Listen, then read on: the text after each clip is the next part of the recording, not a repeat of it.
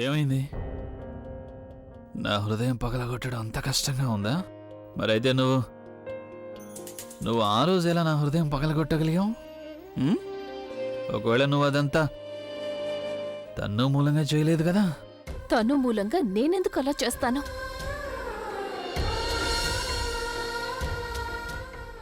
మరలాంటప్పుడు ఏ కారణం ఉందని నువ్వు తన్ను కోసం అంత గొప్ప పని చేశావు? అది కూడా తన కోసం, ఎవరినైతే నువ్వు ఎంత మాత్రం ఇష్టపడవు. You know what this proves? ఏం ప్రూవ్ చేస్తుందంటే నీ మనసు చాలా స్వచ్ఛమైందని, అలాగే ఎంతో విశాలమైందని కూడా. ఎవరి మనసు అయితే స్వచ్ఛమైందో విశాలమైందో వాళ్ళెప్పుడూ ఎవరి మనసు విరగ్గొట్టలేరు. నువ్వు నాకు ఏదైతే చేశావో అది తన్ను మూలంగానే చేశావు కదా?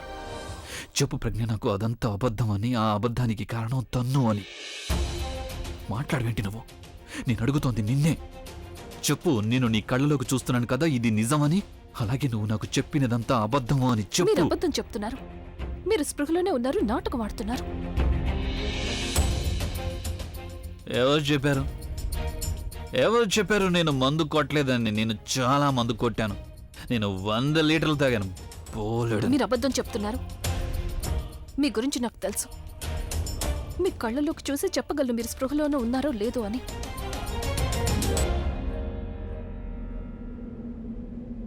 అలాగా?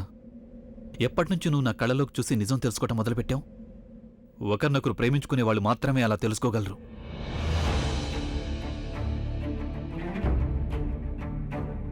అదంతా కేవలం పుస్తకాల్లోనే నిజమవుతుంది. రియల్ లైఫ్ లో అలా ఏమీ జరగదు. అలాగా? అయితే రియల్ లైఫ్ లో ఏం జరుగుతుంది? ఏదైతే నువ్వు చేస్తున్నావు అదా? మొదటి నాతో ఐ లవ్ యూ అని చెప్పావు, ఆ తర్వాత తమాషాకి అన్నానని చెప్పావు. మీరు ఇప్పటి వరకు ఆ తమాషాని పట్టుకుని కూర్చున్నారు.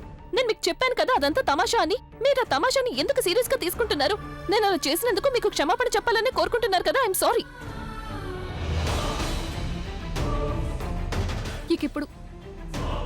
ఇప్పుడు మీరు స్పృహలోనే ఉన్నారు కాబట్టి నేను మీకు చెప్పాలనుకుంటున్నాను. తను ప్రెగ్నెన్సీ టెస్ట్ చేయించుకోవడానికి సిద్ధంగా ఉంది. ఇప్పుడు మీకు తన మీద నమ్మకం ఉంది కదా? తను మిమ్మల్ని ప్రేమిస్తోంది. కానీ నేను ఇక్కడ నీ ప్రేమ గురించి మాట్లాడుతుంటే నీకు తన్ను ప్రేమ కావాల్సి వచ్చిందా? అవును, ఎందుకంటే తన ప్రేమ నిజమైంది. అలాగే ఆ బిడ్డ సాక్ష్యం అందుకు ఎవరైతే మీ ఇద్దరి బిడ్డ. అయినా అది నిజం. అది టెస్ట్ తర్వాత ప్రూవ్ అయిపోతుంది. ఇక మన బంధం అంటారా? మన బంధం అబద్ధంతో ప్రారంభమైంది. అబద్ధం మీద ఆధారపడిన ఏ బంధానికి సంబంధించిన విషయాన్ని సీరియస్ గా తీసుకోకూడదు. నా తమాషాకి బదులు మీరు తన ప్రెగ్నెన్సీని సీరియస్ గా తీసుకుంటే అదే మీకు మంచిదవుతుంది. నువ్వు అర్థం చేసుకోవేంటి? తను అబద్ధం చెప్తోంది. తనేవి అబద్ధం చెప్పడం లేదు. అయినా నిజమా అబద్ధమా అనేది టెస్ట్ తర్వాత నిర్ణయం అవుతుంది. ఆ తర్వాత నేను ఈ ఇల్లు వదిలిపెట్టి వెళ్ళిపోతాను. ఇది నేను మీకు ఇచ్చే ప్రామిసే కాదు, ఛాలెంజ్ కూడా. నువ్వు అలా చేయడానికి వీల్లేదు. చేస్తాను, ఎందుకంటే అదే సరైనది. ఏ తప్పైతే మీరు నన్ను పెళ్లి చేసుకొని చేశారో దాన్ని నేను సరిదిద్దుతాను. ఒకవేళ నాకు తెలుసుంటే మీరు తను ఒకరినొకరు ప్రేమించుకుంటున్నారు అని, ఆ బహుశా నేను పెళ్లి చేసుకునేదానిక.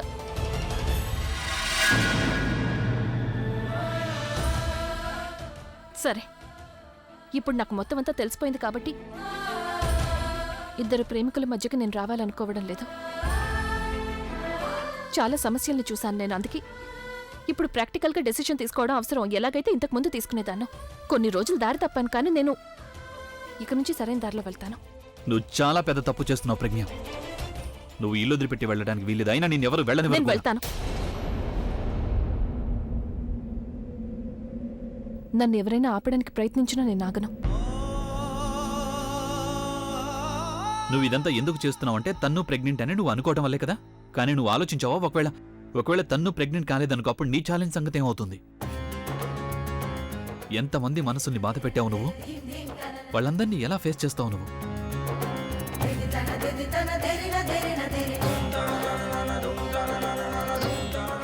అయినా దీని గురించి నేను ఎప్పుడైతే తన్ను రిపోర్ట్స్ వస్తాయో అప్పుడే మాట్లాడతాను. కానీ అంతవరకు మాత్రం నేను నిన్నొక రిక్వెస్ట్ చేస్తున్నాను. మరోసారి నీ ఈ డ్రామా కోసం మా నాన్నమ్మ మనసు బాధ పెట్టకు. ఇప్పటికీ ఒకసారి తను ఏడుస్తుండటం చూశాను నేను, కానీ ఇంకోసారి అలా జరిగితే చూసి తట్టుకోలేను నేను. It's a request.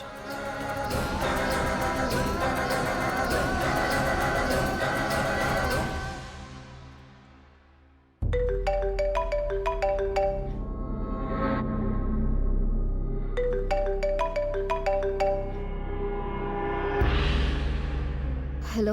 Hello ma'am, మీరు షూటింగ్ వస్తున్నారు కదా? మొదటి సీను మీదే. నేను వస్తున్నాను. కానీ రేపు షూట్ పెట్టకండి, ఎందుకంటే నేను అవైలబుల్ ఉండను. ఓకే.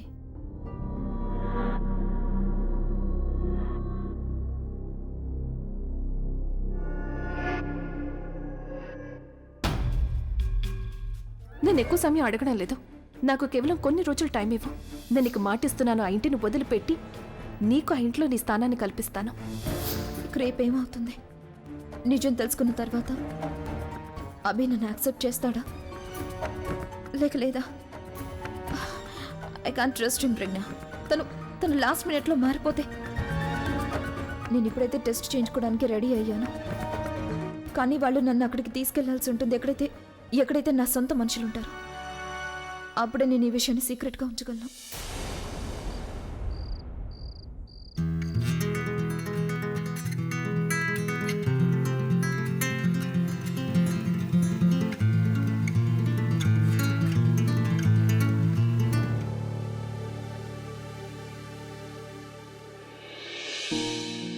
తన్ను రేపు నాకు కాదు, నీకు నిరూపించబోతోంది తను చెప్పేది అబద్ధమని. రేపు తన రిపోర్ట్స్లో తను ప్రెగ్నెంట్ కాదని వచ్చినప్పుడు అప్పుడు నీకు నాన్నమ్మ మనసు బాధ పెట్టాల్సిన అవసరం ఉండదు. అప్పుడంతా ఇంతకు ముందులా మారిపోతుంది. ఈ రాత్రి గడిస్తే చాలు. రేపు తను ప్రెగ్నెంట్ అనేది నిరూపితమైపోతుంది. తనని మీ దాన్ని చేసుకుంటారు. అప్పుడు అందరికీ అన్ని సంతోషాలు లభిస్తాయి. తనుకి తన అధికారం లభిస్తుంది, మీకు మీ ప్రేమ. ఇక అమ్మమ్మకి తన ముని మనవడో మనవరాలో. ఆ తర్వాత నేను మీ అందరికీ దూరంగా వెళ్ళిపోతాను.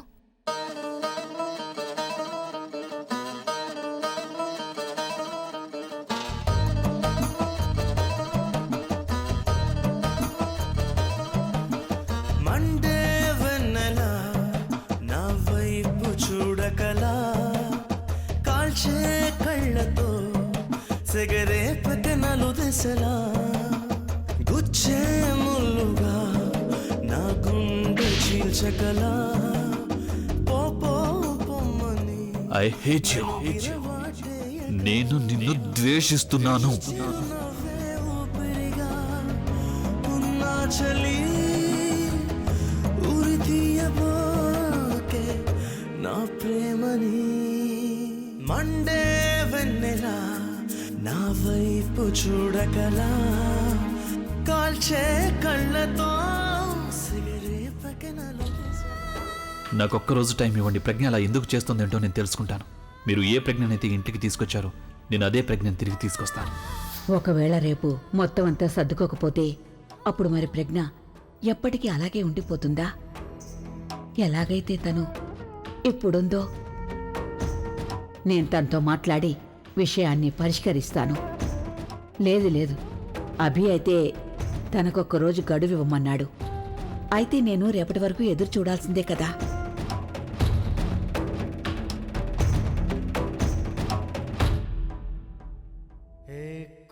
ఓరి భగవంతుడా, నా కుటుంబానికి ఎవరి దిష్టో తగిలింది. నా కుటుంబాన్ని చెడు దిష్టి నుంచి కాపాడు తండ్రి. దేవుడా, రేపొద్దున కల్లా ఇంతకు ముందులా మొత్తం ఉండేలా చూడు.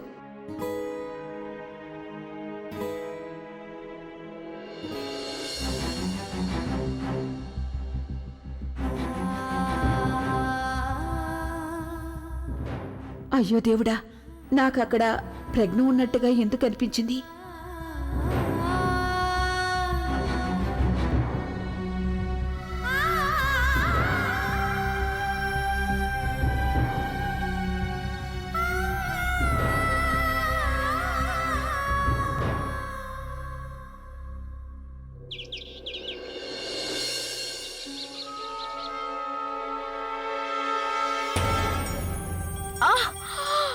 అర్చన, ఏంటిది? ఏం చేస్తున్నావు నువ్వు? ఏమైంది తనకి? తనతో బరువైన వస్తువు మోస్తుంది. తనకెవరు చెప్పారో తెలీదు. మీరెవరూ మాట్లాడండి. తనని వస్తువు ఎవరు మైమన్నారు? తన పరిస్థితి కనిపించట్లేదా? అది నేను కిచెన్లోకి వెళ్తున్నప్పుడు అప్పుడు అమ్మమ్మ గారు చెప్పడం నేను విన్నాను. ఆ స్టూల్ తీసి అక్కడ పెట్టమనడా. మీరన్నారా అమ్మమ్మ? అర్చన నీ పని చేయమని మీరు చెప్పారా? తను ప్రెగ్నెంట్ అని మీకు తెలుసు కదా. తన చేత పని మనిషిలో పని చేస్తున్నారు. ఆ స్టూల్ ఎంత బరువుగా ఉందో తెలుసా? తన పరిస్థితి చూడండి. తనకేమైనా అయిందంటే నేనైతే తెలుసు, నాకు తెలుసు మీరు ఎందుకు ఇలా చేయిస్తున్నారు.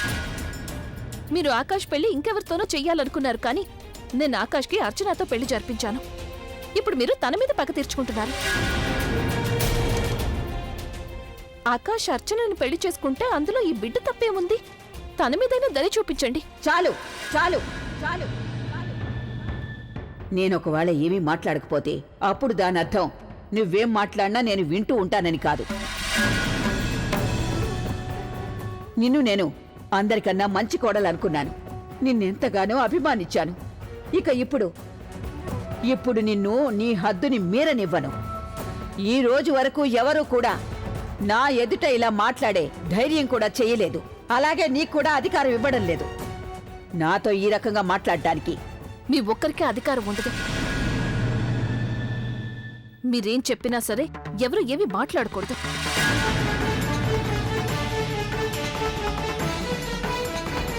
ఎవరు ఏమీ మాట్లాడడం లేదంటే మీకు భయపడుతున్నారని కాదు, మిమ్మల్ని గౌరవిస్తున్నారు కాబట్టి భయపడుతున్నారు. నేనేమీ ఊరికే ఉండను. మీకు తెలుసు కదా ఆకాష్ అర్చనని ప్రేమిస్తున్నాడని. మరి మీరేమనుకుని ఆకాష్కి ఇంకెవరితోనో పెళ్లి చెయ్యాలి అనుకున్నారు?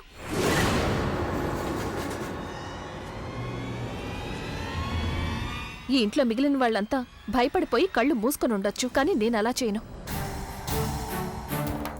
ఆకాష్కి అర్చనకి నేను పెళ్లి చేశాను కాబట్టి అర్చన బాధ్యత నాది. అర్చనకి ఇంట్లో నేనేమీ జరగనివ్వను. ఒకవేళ అర్చనకి ఇంట్లో ఏవైనా జరిగిందంటే అప్పుడు నేను తప్పకుండా మాట్లాడతాను, నా ముందు ఎవరున్నా సరే. అందుకని నాకు ఒక్కరోజు టైం ఇవ్వండి. ప్రజ్ఞ అలా ఎందుకు చేస్తోందో నేను తెలుసుకుంటాను. మీరు ఏ ప్రజ్ఞనైతే ఇంట్లోకి తీసుకొచ్చారో నేను అదే ప్రజ్ఞని తిరిగి తీసుకొస్తాను. నా సహనాన్ని నువ్వు పరీక్షించకు. నిన్ను ఇంటికి కోడల్ని చేయాలన్న నిర్ణయం నాది. అలాగే ఈ రోజు వరకు నా నిర్ణయం ఎన్నడూ తప్పు కాలేదు. ఒకవేళ నువ్వు నాతో ఈ రకంగా మాట్లాడితే అప్పుడిక నేను చేసిన మొట్టమొదటి అన్నిటికంటే పెద్ద తప్పు అనుకుంటాను.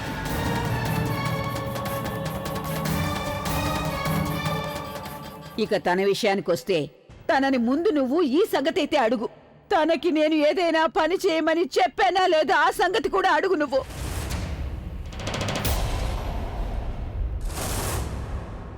ఒక్క నిమిషం, నేను అడుగుతాను.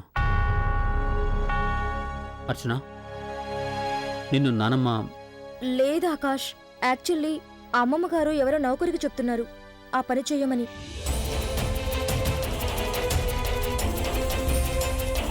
కానీ నేననుకున్నాను ఒకవేళ నేను పనిచేస్తే అప్పుడు బహుశా అమ్మమ్మ గారు నన్ను ఇష్టపడతారేమోనని.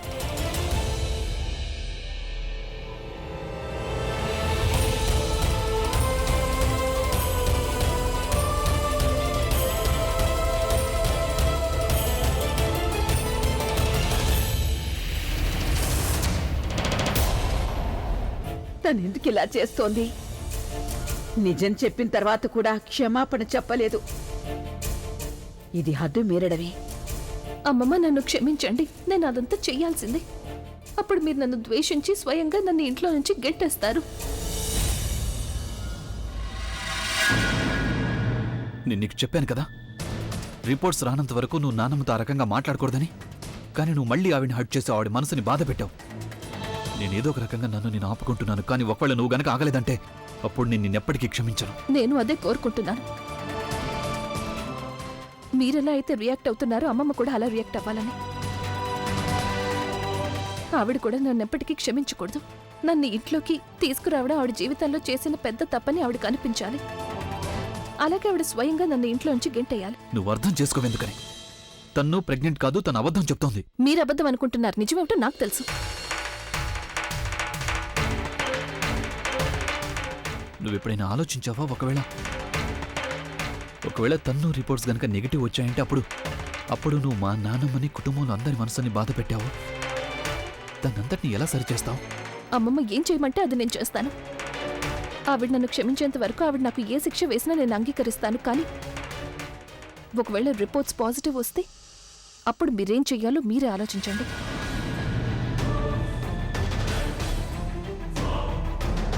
అప్పుడు నేను ఇలా చేయకుండా మీరు నన్ను ఆపలేరు.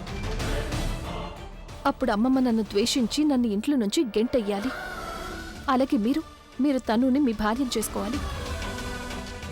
ఇక తన బిడ్డకి ఇంటి పేరు దక్కాలి.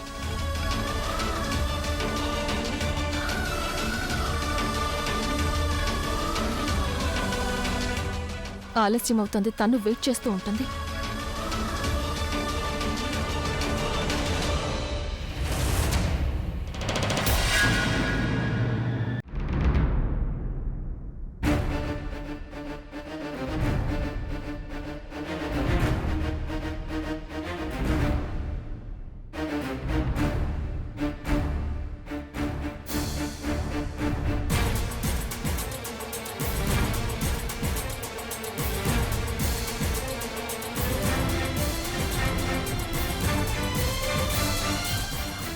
అవి శాంటాక్రూజ్ తీసుకెళ్ళు, సోనా మెహతా గారి క్లినిక్కి.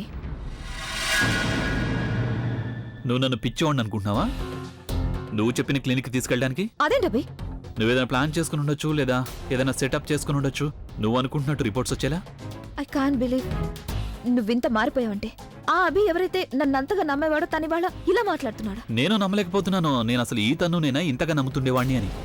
నువ్వు మారిపోయావు, అందుకే నేను మారాల్సి వచ్చింది. నేను మారిపోయానా? నువ్వు మారిపోయావు అభి. కిడ్నాప్ అయ్యి వచ్చిన దగ్గర నుంచి ఎందుకు విచిత్రంగా బిహేవ్ చేస్తున్నావు? వెళ్ళింది అభిలాగా, వచ్చింది ఇంకొకరిలాగా. అవును, నేను ఆ కిడ్నాపింగ్ తర్వాతే నీలో చేంజెస్ చూస్తున్నాను. మొదట్లో కేవలం విసిగిస్తుండేదాన్ని, ఇప్పుడు ఇరిటేట్ చేయడం మొదలుపెట్టావు. నేను నిన్ను ఇరిటేట్ చేస్తాను. అవును. ఆపండి. మీరిద్దరూ ఎంత చిన్న విషయానికి పోట్లాడుకుంటున్నారో తెలియడం లేదు. అయినా మనం ఏ క్లినిక్కి వెళ్తే మాత్రం ఏం తేడా ఉంటుంది చెప్పు? నువ్వు టెస్ట్ చేయించుకోవడమే కదా కావాలి. ఆయన ఏ క్లినిక్లో అయితే చెప్తారో నువ్వు ఆ టెస్ట్ అక్కడే చేయించుకోవడం మనకు మంచిది. దాంతో తర్వాత ఆయన రిపోర్ట్స్ అబద్ధమని వంక పెట్టే అవకాశం ఉండదు. త్వరగా వెళ్తాం పదండి. ఇక మీరు ఆ విషయం గురించి చర్చ ఏమీ పెట్టకండి.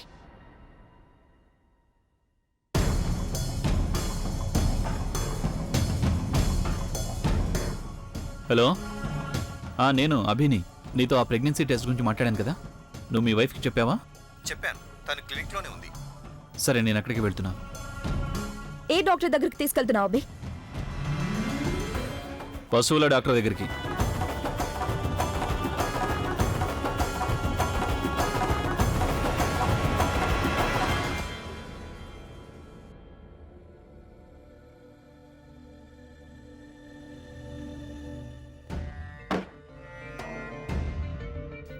అయితే ప్రవీణ్ ఈ హోటల్లో దిగాడు.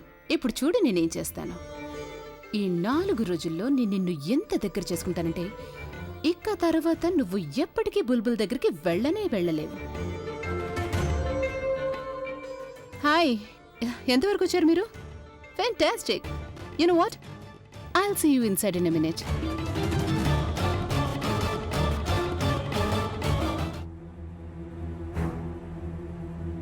అభి, అసలు నన్ను ఎక్కడికి తీసుకొచ్చావు? క్లినిక్ ఏంటి? ఇక్కడ డాక్టర్ ఎవరు? నాకు మొత్తం తెలియాలి. ఎందుకు? నువ్వు నీ టెస్ట్ చేయించుకోవడానికి బదులు డాక్టర్ని టెస్ట్ చేద్దాం అనుకుంటున్నావా? తెలుసుకుని ఏం చేస్తావు? నువ్వు నీ రిపోర్ట్స్ మార్చే ప్రయత్నం చేస్తావా? నువ్వేంటి అలా మాట్లాడతావు? ఎప్పుడు చూసిన కోపం, ఎప్పుడు చూసిన తిట్లు. What's wrong with you? There is nothing wrong with me, there is something wrong with you. నీతో అలా బిహేవ్ చేసేటట్టు నువ్వే నన్ను ఫోర్స్ చేస్తున్నావు. నేను డాక్టర్ని కలిసి వస్తాను.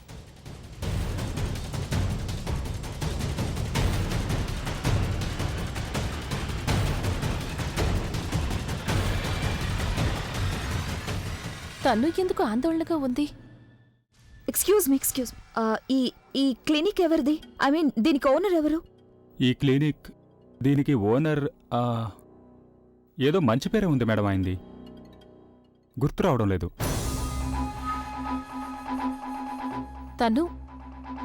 నువ్వెందుకంత టెన్షన్గా ఉన్నావు? ఇది టెస్టే కదా. ఒకవేళ నువ్వు నిజంగానే ఈ టెస్ట్ చేయించుకోవడానికి భయపడడం లేదు కదా?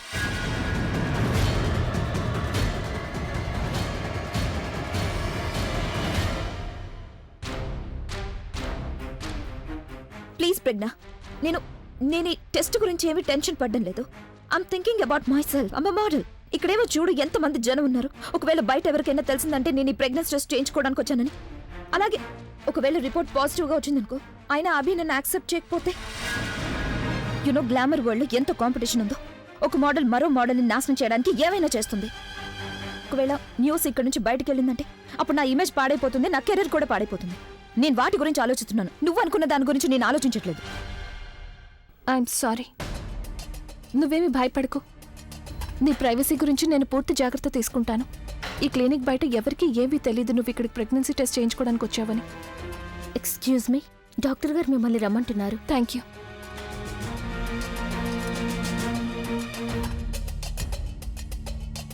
తను వెళ్దామా?